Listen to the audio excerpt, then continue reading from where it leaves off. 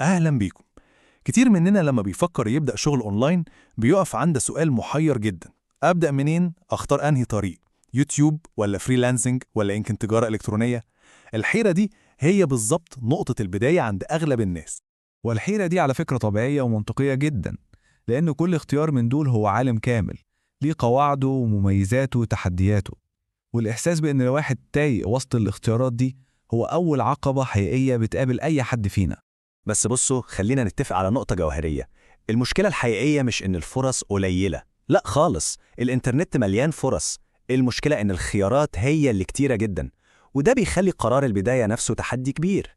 والأخطر من الحيرة نفسها هي نتيجة الاختيار الغلط. لما نختار طريق مش مناسب لشخصيتنا أو ظروفنا، النتيجة بتكون واضحة للأسف، وقت ومجهود بيترموا في الأرض، وده ممكن يوصل لإحباط يخلي الواحد يقفل من الموضوع كله.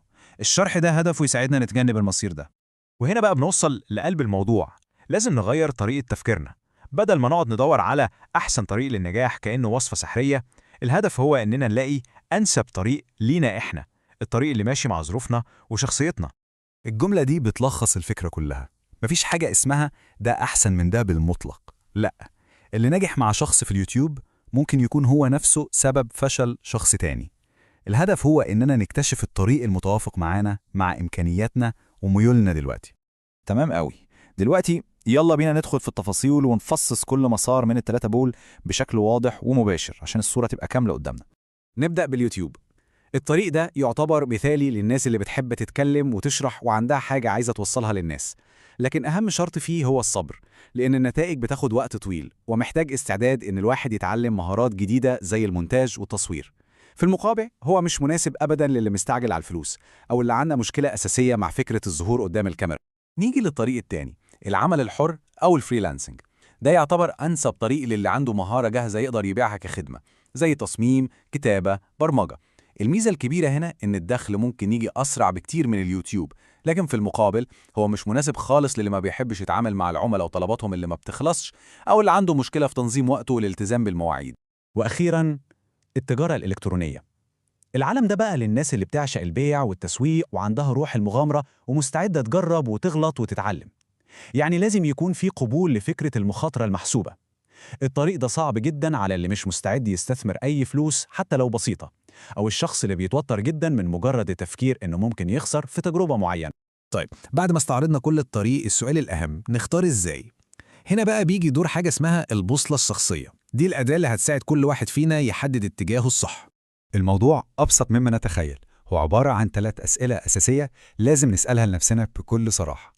أولاً، الوقت مقابل النتائج. هل عندنا صبر نستنى ولا محتاجين دخل أسرع؟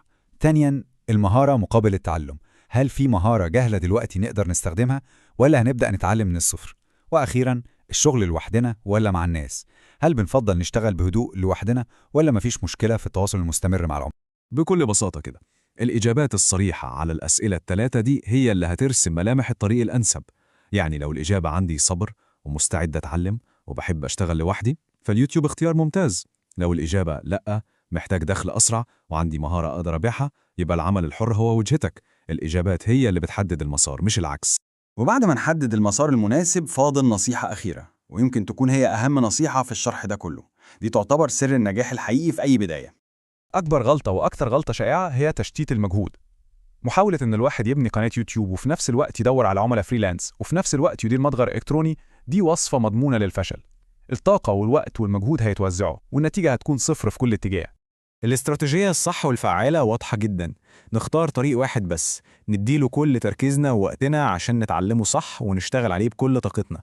وبعد ما المسار ده ينجح ويقف على رجليه ويبقى مصدر دخل ثابت، وقتها بس ممكن نفكر نتوسع ونضيف مسار تاني. وفي الشرح اللي جاي هنتكلم عن نقطة حساسة ومهمة جدا: ايه هي اخطر حاجة ممكن تضيع اول فلوس الواحد بيعملها اونلاين، وازاي نتجنب اننا نقع في الفخ ده. كده خلصنا فيديو النهاردة. لو عجبكم اعملوا لايك، ولو مش مشتركين في القناة اعملوا سبسكرايب علشان يوصل لكم فيديوهاتنا اللي جاية. ولو في اي استفسار عندكم اكتبوه في التعليقات وهجاوبكم عليه. بتمنى لكم الاستفادة دايما، واشوفكم على خير في الفيديوهات القادمة.